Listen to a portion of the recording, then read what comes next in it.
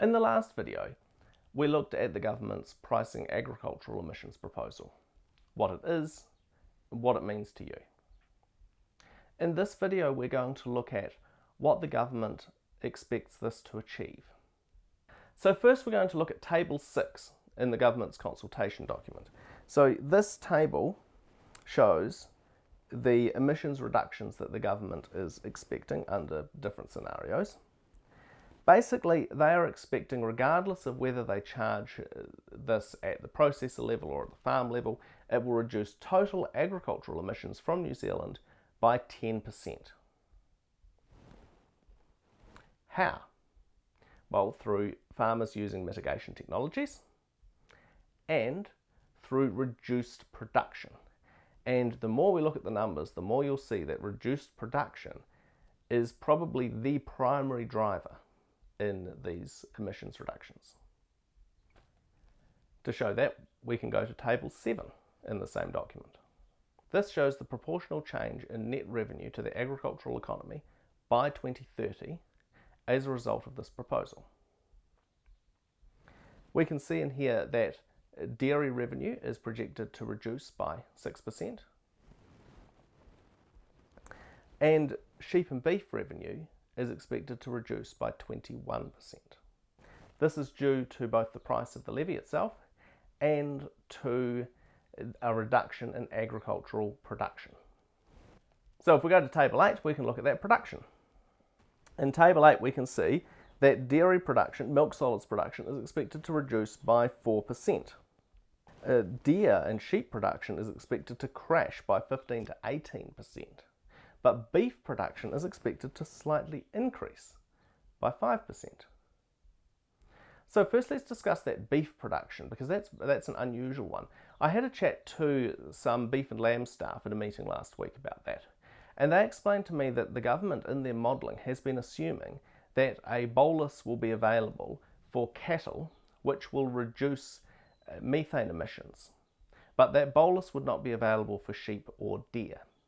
So because that bolus was available, they were expecting that a portion of sheep and deer farmers would reduce the number of sheep and deer and increase the number of cattle so they could take advantage of that mitigation option.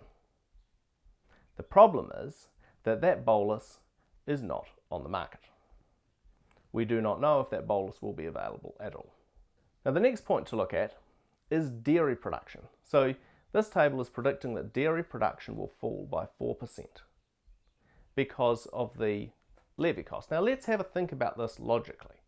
So the cost of production's increased because they now have to pay this levy, and production is going to decrease. Let's look at this in another sector. Say you are a furniture manufacturer. You have a factory, it's a small factory, you make 1,000 beds a year, and every bed you make $200 per bed profit. Now a new cost comes along. It could be increased input cost, it could be a new tax, it could be whatever. Now another $50 cost per bed. So now your profit's gone down from $200 per bed to $150 per bed. What are you going to do? Well, the first thing you do is go to your customers. Let's say they're the big chain stores, you're selling your beds to Smith City, and you say, will you pay me another $50 per bed? And they come along and say, no, the market won't sustain that. The price is what the price is. So what do you do next? Do you reduce the number of beds that you produce so that you don't pay as much of this extra cost? Of course not. Your profitability's just gone down from $200,000 a year to $150,000. If you reduce your production of beds even further, your profitability is going to go down even more. And then you're going to find you can't pay your staff and you can't feed your family. No, that's not what you do. You increase production.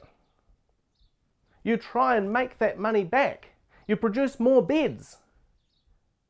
And you'll keep producing more beds. The more that the price of production goes up, the lower your margins, the more beds you will make. This is exactly the same in farming. So a few years ago, I looked at this in regards to the Lincoln University dairy farm. So here's a poster that I did presented at the Greenhouse Gas Research Conference in 2012 in New Zealand. So we looked at Lincoln University Dairy Farm if there was an emissions trading scheme and we had to pay for emissions. So this is the graph that I want you to focus on. Now, forget all the detail. We're just going to look at a couple of things on it. So on this graph, the y-axis is operating profit and the x-axis is the carbon price. There's a lot of different scenarios. You can forget most of them. Just look at the bottom one and the top one. The bottom one, the blue line, that is low inputs. So we had low feed inputs, low supplementary feed, low stock numbers, and low methane emissions as a result. The orange line at the top, that is high input system, high feed inputs, high stock numbers, high methane emissions. Now, the very left-hand side of the graph, with no carbon charges, the high emission, high input farm option, management option, was the most profitable. Now, when we added a carbon charge, so we move across the graph, did it become now more profitable to go to the low emission option? Was there an incentive to reduce emissions? No, not at all. Under every carbon price possible, that high emission farm management option was the most profitable. It didn't matter how high the carbon price went, it was the most profitable option. In fact, if we increase the carbon price enough, the low emission option became unviable. A farmer at that point would find that they could not run a low emission farming system anymore. It was not financially viable. But if they intensified, if they brought in more supplementary feed and had a higher stocking rate, they could stay afloat. And so the higher you push the carbon charge, the more emissions the farm would produce just in order to stay afloat. It's exactly the same as a factory. The higher the costs, the higher the production. So if you charge dairy farms for their methane emissions, their production will not decrease. If anything, their production will increase in order to make the money to pay for the new tax. Okay, so what about bankruptcy? Obviously, you can't go on like this forever. Eventually, if you push the cost of production high enough, it just becomes uneconomic. So either you're going to go broke, or, if you're smart, you'll see that you'll be broke in a couple of years and you'll do something about it now, beforehand. So in the sheep, beef and deer sectors, some farms may go into trees, part of the farm into trees or the whole farm into trees, depending on the price point. So yes, that could reduce emissions. But on the other hand, if a farmer just farms and farms and pushes the system until they go broke and have to sell up, that doesn't necessarily mean that emissions are going to go down, because it will be bought by another farmer, and that new farmer will have a mortgage, and they will have to pay that mortgage, and they are more likely to intensify. Normally, when a farm changes hands, the new owner intensifies. They run a higher production system than the old owner. This is because the old owner couldn't make it viable. The new owner makes a system that will actually work on that land. So even bankruptcy can increase emissions, not decrease emissions. So let's go back to table 8. So to summarize this, these numbers are nonsense. So if we look at that milk solids reduction, there is no incentive for milk solid production to reduce. If anything, there's an incentive for it to increase. With the sheep, beef and deer numbers, if this bolus does not become available, then sheep and deer farmers are not going to switch to beef. So that may be a completely faulty assumption. Some sheep and beef farms will intensify to pay the bills. Others may move to trees. So emissions will increase on some farms, decrease on others, and the overall effect is debatable. So the next question is, what effect does this have on the overall economy of New Zealand? And the consultation document tells us nothing.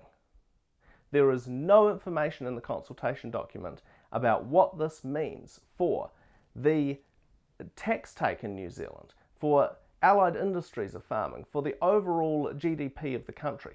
Now, this is gross negligence. This is a massive policy that's going to have an enormous impact on the biggest export earner in the country, and there is no economic analysis in the consultation document.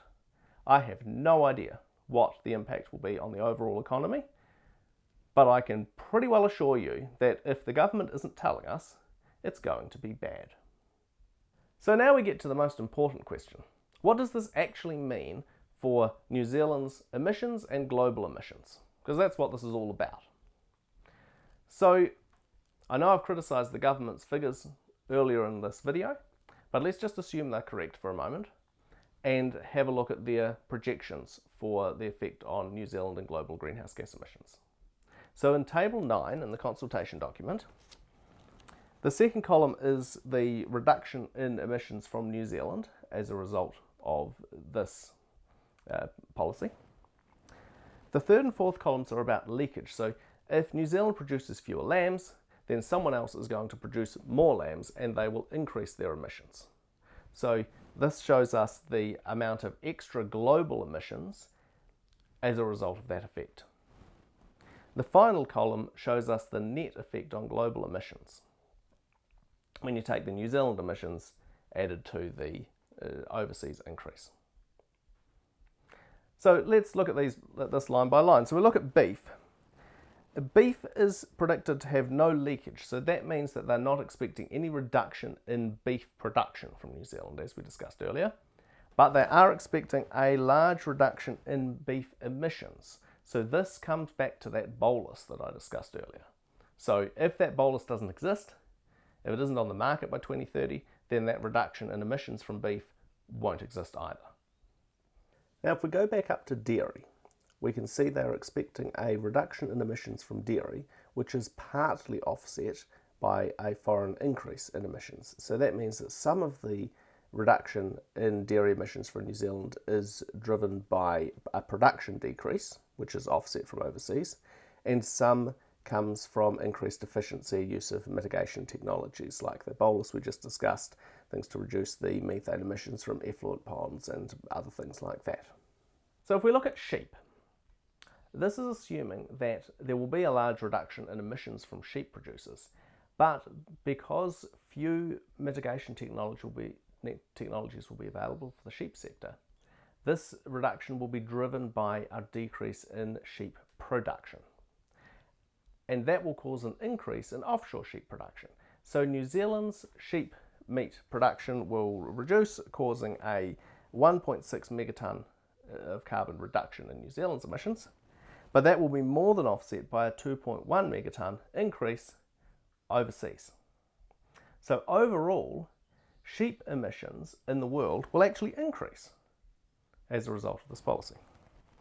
So overall, we can see from this table that New Zealand's emissions would decrease by 3.7 megatonnes per year, and global emissions would only decrease by 1.1 megatonnes. Well, actually 1.3 megatonnes if you can do maths, which the government can't. So now let's consider the criticisms that I made earlier, and we'll make a more realistic table of likely actual impact on global emissions. So in this table, if we look at dairy, I would expect production to actually increase slightly for all the economic reasons that we discussed earlier. However, there will be mitigation technologies available for the dairy industry, so that those mitigation technologies will probably offset that production increase. So I would expect no net change in emissions from dairy. Might go up slightly or down slightly, but it's not going to be major. So no change for dairy. That means no leakage offshore either. So no change in emissions. Beef. If the technology is not available to reduce methane emissions as the government expects, then there will be no emissions change from beef either. Now, if we look at sheep, there will be some decrease in production from people shifting to trees, but there'll also be an incentive to increase production for those farmers who do think that they can pay the bills if they just push the system a little bit harder. So there'll be a decrease in production, but not as much of a production decrease as the government is predicting, because there won't be this wholesale shift to beef if that technology is not available. So let's halve the sheep emissions reduction to minus 0.8 and also halve the offshore leakage of emissions. So overall, if this alternative scenario is correct, there would be a 0.8 megatonne decrease in New Zealand emissions as a result of this law, and global emissions would actually increase slightly. Now, I'm not saying my numbers that I just presented are correct. Those are complete back of the envelope, entirely hypothetical. The point of doing that exercise is to show you the great uncertainty in the government's projections. Just one small change, one piece of technology that they've relied on not being available, can change the assumptions. Just one realization that they don't know the last thing about economics and the incentive is in the opposite direction to what they thought, can completely change the result. So finally, once again, ignoring my criticism and assuming the government is correct, there's a 1.1 or 1.3 megatonne decrease in emissions globally as a result of this. What effect will that have on the global climate? 1.1 megatons is 1/50,000th of the global greenhouse gas emissions per year. Will this affect the New Zealand climate? How will it affect the New Zealand climate? Will it affect the global climate? And how will it affect the global climate? And finally, and most crucially, what is the opportunity cost? This is a very expensive scheme, as we've discussed. Could we have achieved greater environmental benefits by spending that same amount of money elsewhere? These are the questions that you must ask before working out whether to do a policy like this. And none of them are answered in this consultation document.